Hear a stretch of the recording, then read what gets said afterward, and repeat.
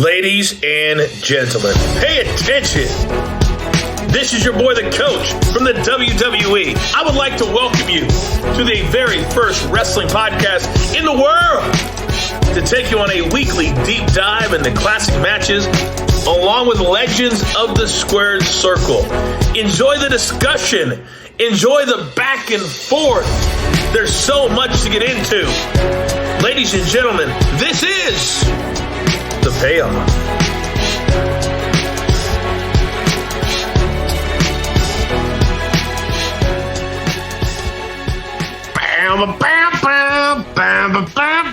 That's my NWO attempt.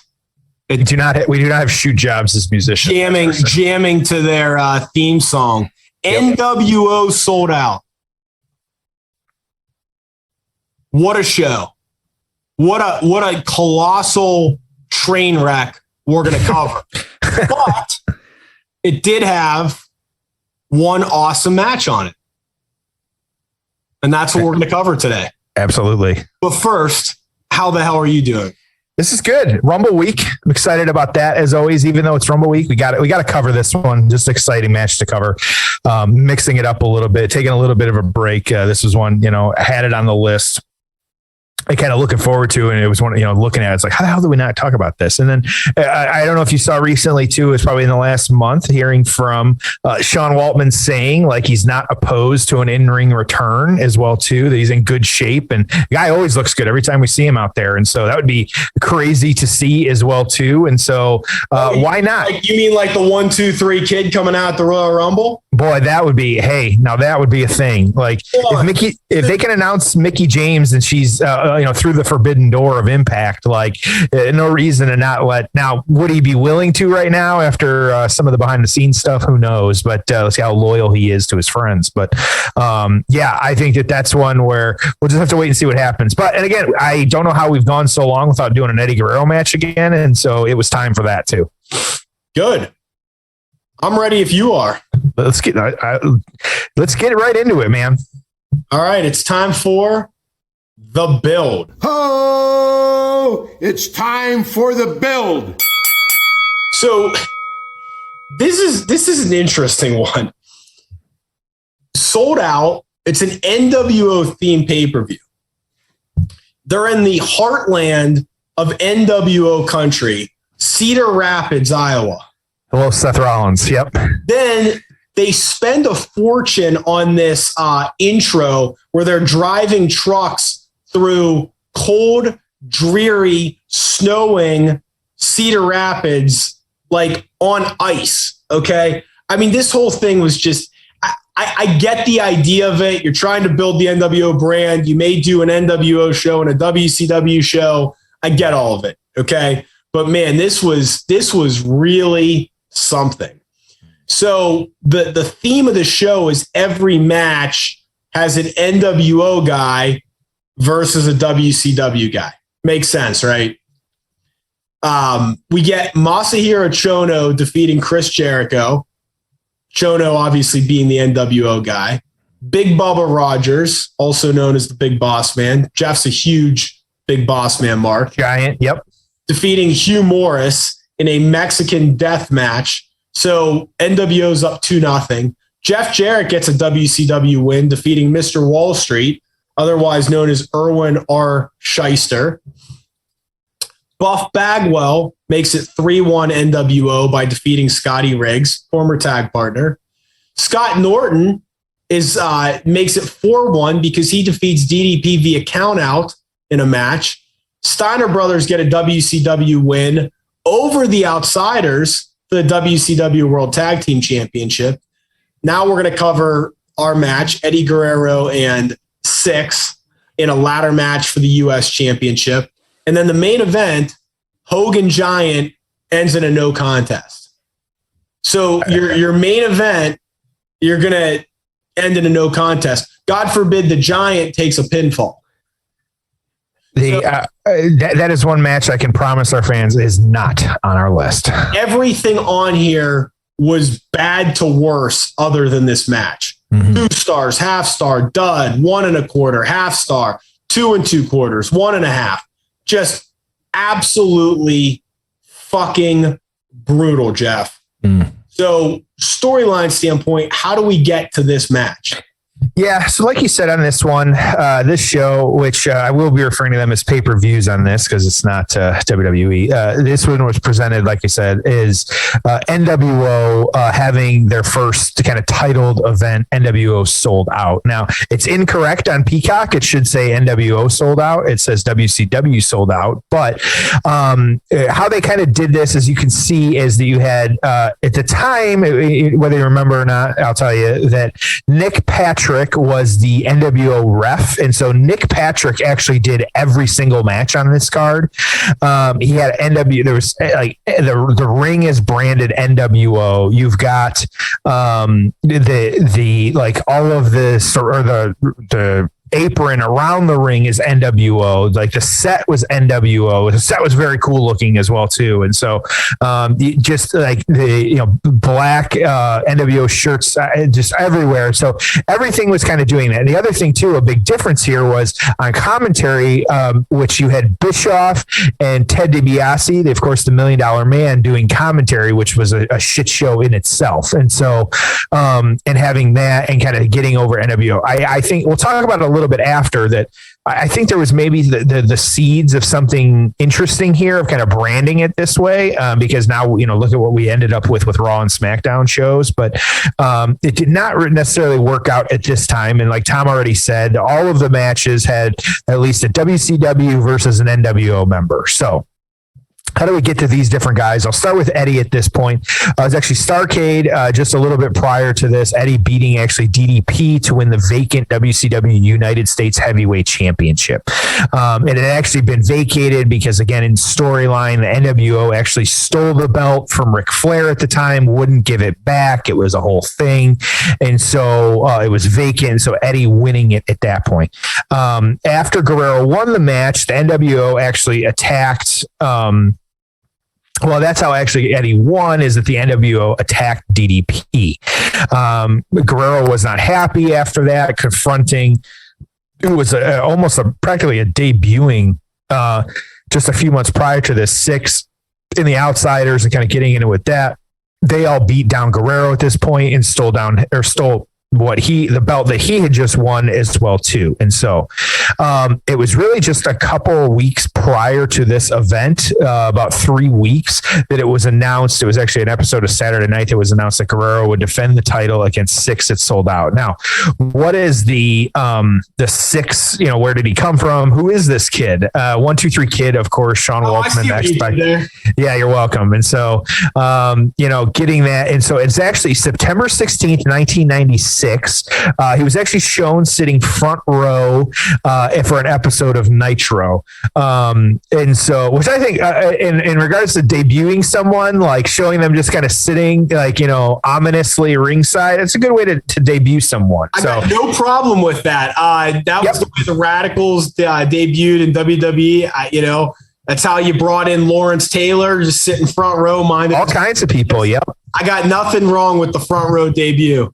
Always a good start, and it always makes news. It's always a big deal. So anyway, so actually that night in September, he reviewed himself to be a new member of the NWO, calling himself Syxx. And so again, I always hear it, but I always remembered 1, 2, 3 kid added up, you get Syxx. Well, depending on how you break it down, too, he was the sixth member of the NWO at the time, and so a couple reasons for the name, which creative. Absolutely. So that's how you get that now. And so it did not, up until this point, did not have a whole lot of matches. And so maybe, a few here and there, but for the nothing of recognition, and then taking on Eddie Guerrero in one of these first matches for a ladder match. And so, and as we said, is in regards to being an NWO sold out show, really like, while there had been shows that may have like focused on, faction or something like that, never to this degree, never to this kind of aesthetic, that the whole branding of the pay-per-view itself was centered around the NWO. And so that's how you get this match. We had the ladder match for the belts. So not a ton of build, because at least for one half of this, because he was really debuting practically. And yes, he had debuted a couple months prior to this. He just didn't have a whole lot of matches until this this match, which would be this biggest match of WCW NWO at this point. So yeah. There you go. Got a lot to talk about. I'm excited for this one. I'm really excited for this one. I am too. Yeah. And other than reading reviews, I don't think I've ever seen this match. And if someone's listening to this right now and feels disgusted with their amount of body hair, what should they do? I believe that we have a promo code. It would be payoff 20. And as approaching Valentine's Day, you want to look good. And so it is payoff 20 on manscaped.com. It's giving you 20% off plus free shipping, the entire store. Anything that's out there, you can get 20% off. We you can use it multiple times too. Maybe you're like, oh, I forgot to order something. Like, no, yep. I keep buying the shampoo, the body wash, and the ball scrub. I love it. Absolutely. And so you got friends, all that other stuff doesn't matter. Father's Day is, get it early. Use that Christmas money now. Get stuff. Valentine's Day, look good for your partner, whatever it might, doesn't matter. So yes, good stuff. 20% off, payoff 20 and free shipping at manscaped.com. All right. Sold out. Hour 55. Jeff, are you ready? I am ready. Let's do this. All right. It's time for the payoff. Oh, it's time for the payoff.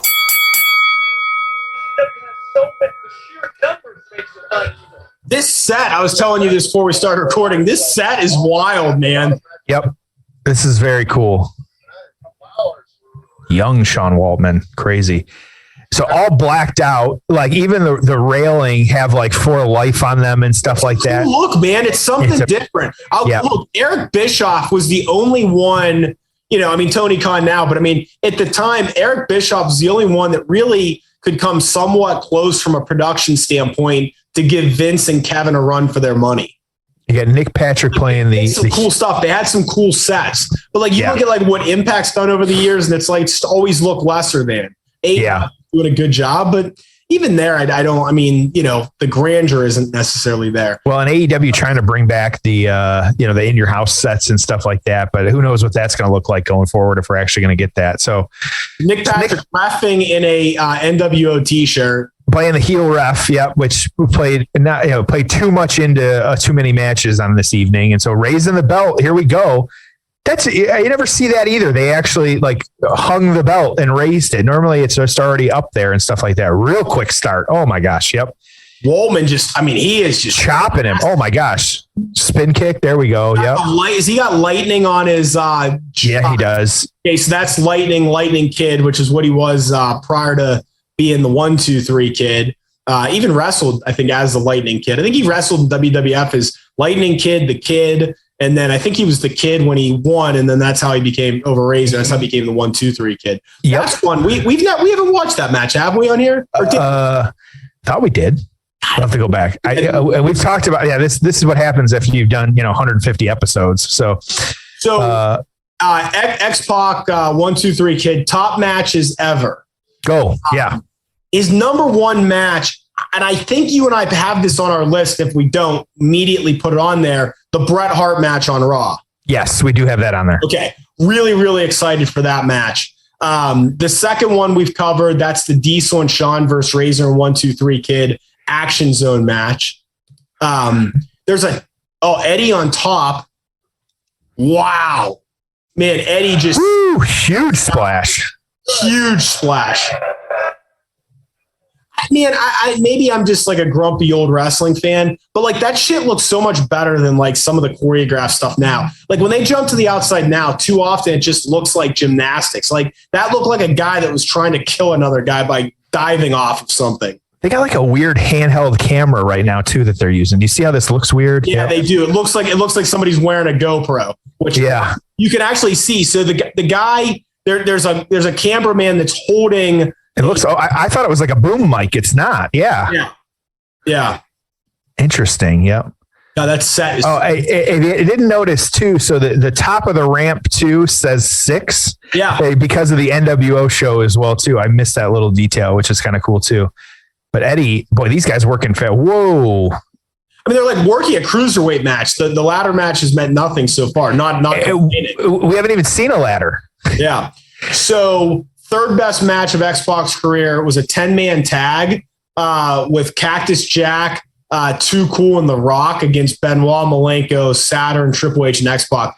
I don't know when that took place, but that's interesting. I think it was just a TV match. Fourth best was this match. Fifth best was a match he had with AJ Styles in 2005 in TNA. That would be an interesting one to cover. Yeah, I'll have to add that one. There's also a Shawn Michaels TV match on there, a Jerry Lynn match, couple matches he had with Marty Jannetty, if you can believe that. So yeah, definitely have to add those. Yep. Bronco Buster in the corner there. There you go. Syxx on to Eddie.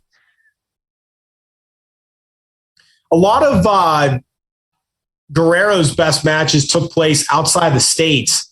His first, third, fourth, fifth, sixth, seventh matches were all outside of the U.S. Interesting. It doesn't surprise me with how many promotions he wrestled for, but yeah. So best match ever, or best match in the U.S. ever, was Guerrero Mysterio, the one we've covered before. Mask for that makes sense. Yep. And then a Benoit match he had, and then an Edge match he had was number 9. A no DQ match against Edge. That'd be interesting to watch. Yep.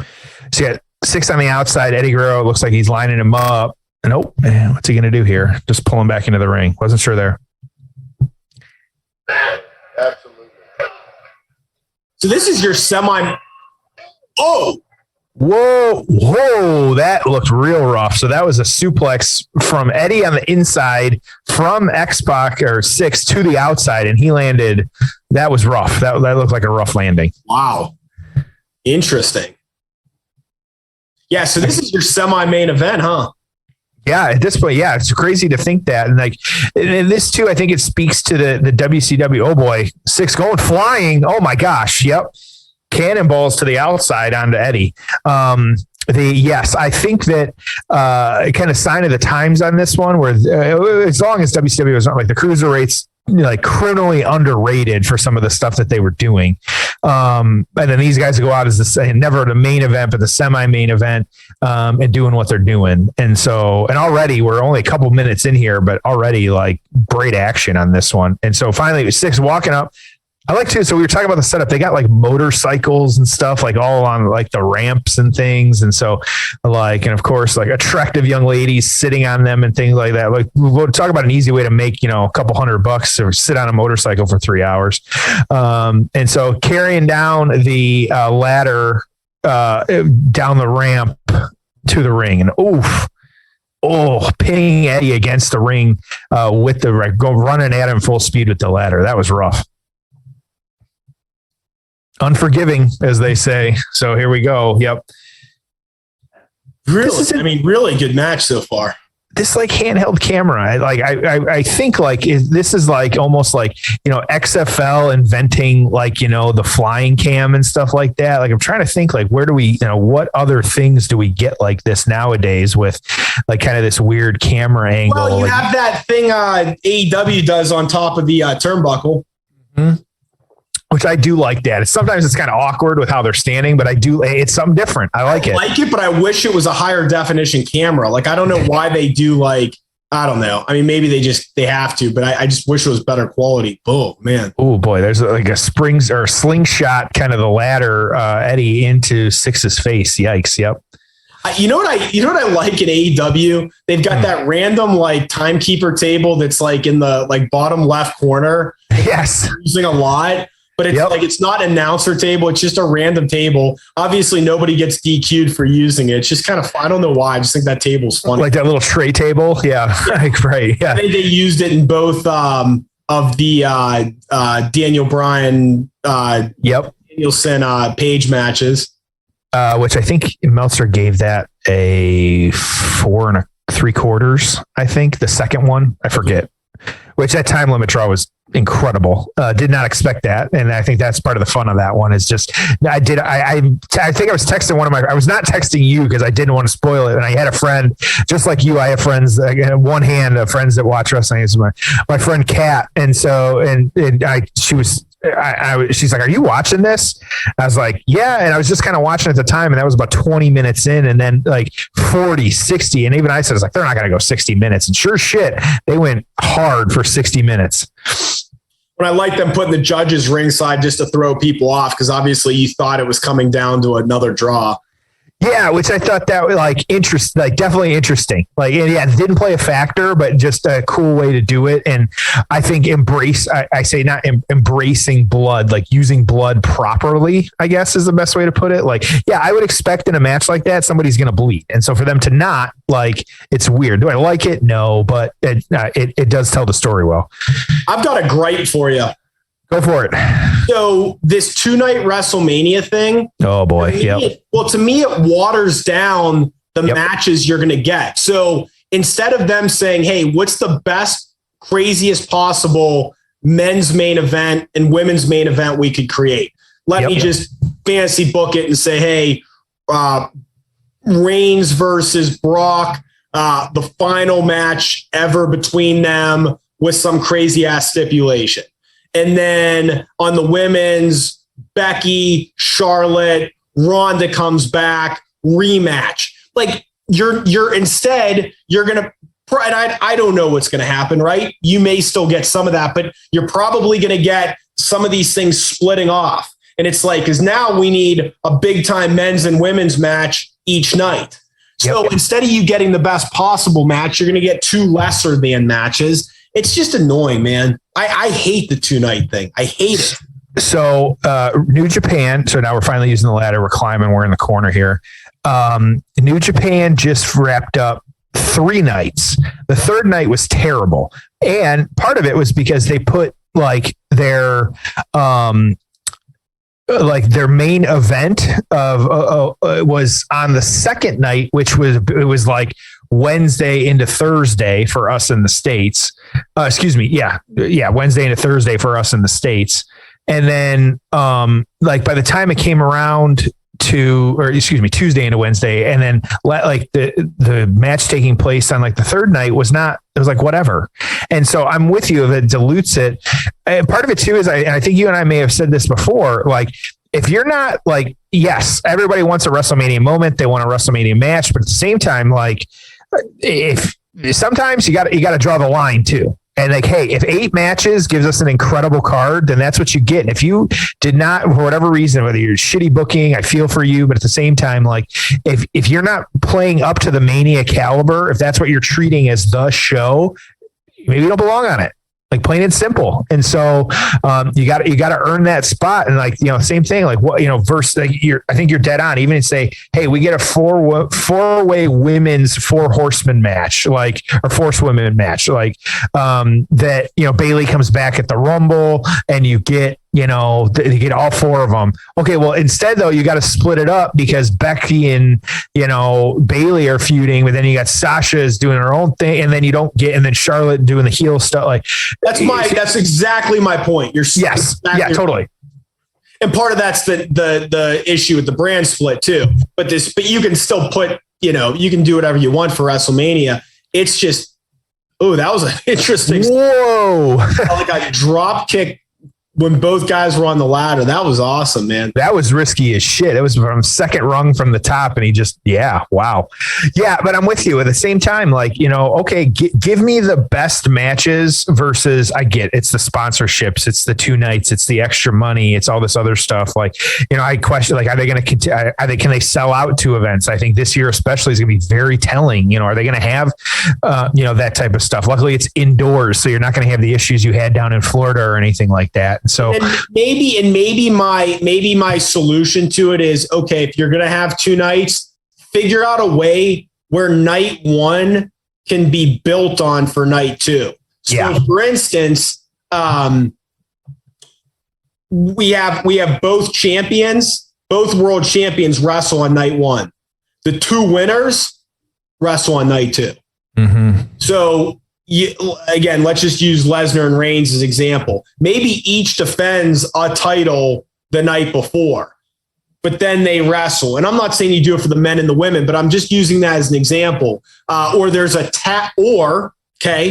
1, you do a ladder match, 8 guys, The winner gets a U.S. title shot versus the champion. We're building off of it to get some great matches versus, U.S. one night, IC one night, Raw one night, SmackDown the other. Doesn't do it for me. Now we're trying to create a 20 match card, give or take, right? Well, yeah, but Survivor Series had 8 matches. So now you got to water down. All you're doing is you're watering down SummerSlam. It's not too. WrestleMania is it's a watered down SummerSlam or a watered down Saudi show. That's all it is. Is that belt too high? Are you seeing what, I feel like it's too high. Really high. It's really, really high. Yeah. They'll be okay. Now, New Japan used to do, so their Wrestle Kingdom is in January. They used to do, at least prior to this year, what they called New Year's Dash. And New Year's Dash, they would take a lot of the people that had matches at Wrestle Kingdom and they put them in whether 6-man, 10-man, 8-man tag matches. Do you do maybe something like that after Mania of maybe you do not necessarily a premium live show or something like that, but continue to tell the story maybe, or wrap those things up, or maybe give us those matches that we didn't get. Hello. All right. So both guys holding the belt now. It's off the hook. They're fighting over it. Neither guy is letting go. Eddie hits Syxx with the belt, but it fell. Whoa. Okay. And then Eddie grabs it. Oh, I like that. I didn't know that that's how it ended. I did. Yeah. From reading the reviews, I was upset it got spoiled, but that was good. Yeah. I didn't know. I didn't know how it was going to play out. Yeah. That was really good though. So Eddie hitting Syxx with the belt at the top of the ladder, but it dropped, and then Eddie jumping down real quick to grab it. That was interesting for sure. Loved it. All right. Let's get into the aftermath. Oh, it's time for the aftermath. What'd you think? Really good. I think that the use, almost interesting. I like the way they did it because they did they wrestled about 10 minutes or 7-8 minutes, and then they introduced the ladder, which I thought was a really good way of then you're mixing it up, you're changing the spots you're seeing, everything looks a little different. Yeah, and so a cruiserweight match, not a ladder match. Right, exactly. In a good way. Yeah, absolutely. And so just how it played out, I thought that was really good how they did it. Told a really good story. And there was a few ladder spots like the drop kick and they kind of getting pushed over and stuff like that. It was not it did not look like a spot fest. How about you? Loved it. Really, really, really good. Okay, so what happened right now in the aftermath? What are we dealing with? So right now you actually have Eddie in the crowd celebrating with Arn Anderson. Yeah, he's about 10 rows deep, hard cam side with Arn Anderson and one of the Nasty Boys actually. And so, okay, fine. And so, so with Guerrero on this one, actually defending the U.S. champion. And that's the other thing. This is not for the heavyweight. I mean, this is just U.S. champion. And so, but defending it against Scott Norton at Clash of Champions, which would have been 34. Of course, having this ladder match, it's sold out. Defending it against Chris Jericho at Super Bowl 7.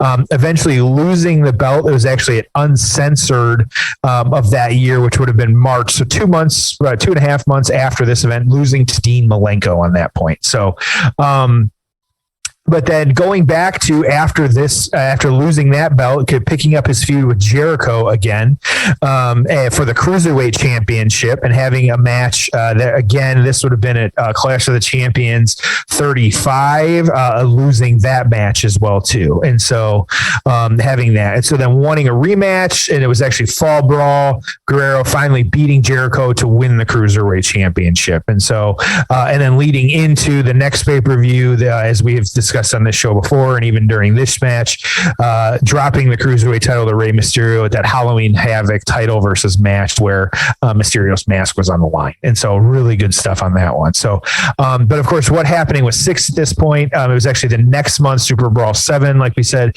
pinning Dean Malenko for the Cruiserweight Championship and hitting him with the belt, just shenanigans in that one. And then him, of which the belt eventually with Jericho winning, him losing that belt to Chris Jericho. And so, kind of some weird storylines at this point, like going into Road Wild in August, kind of, they were NWO kind of representing as a Four Horsemen like type group, and he was Ric Flair. It was just not a good storyline, but pretty much it was leading up into a War Games match at Fall Brawl. The storyline was not good, but you had Syxx, Kevin Nash, Buff Bagwell, and Conan representing the NWO, defeating the Four Horsemen of Ric Flair, Steve McMichaels, Chris Benoit, and Kurt Hennig.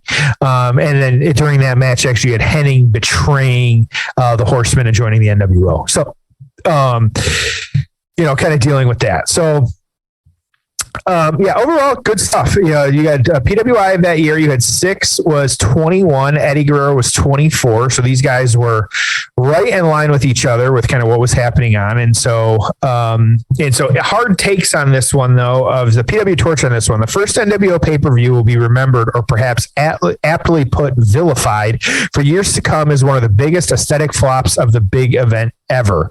Almost nothing seemed to go right, but what makes more disturbing is everything seemed to go as planned. There was one genuinely good match, obviously the Guerrero versus Syxx ladder match. The best spot of the entire show was was the Syxx kick from the top of the ladder, 3 3/4 star, which, yes, absolutely agreed. I thought some of the hot takes on this one was funny. 3/4 feels weak. It does, yeah, for this one. So one of the writers, not Wade on this one, said the NWO held their first pay-per-view and they really lived up to their initials, quote, not worth ordering. And so Observer Newsletter on this one, Eddie Guerrero beat Syxx in a ladder match to gain possession of the U.S. title belt. This is an excellent match, although one wouldn't have known it since the announcers absolutely killed the match. Bischoff spent more time trying to get over how he knows karate, and Scott Hall invented ladder matches than build drama into a damn good match. Actually, most people didn't even recognize this as anything more than an average match when it was a great effort by both. 4 stars.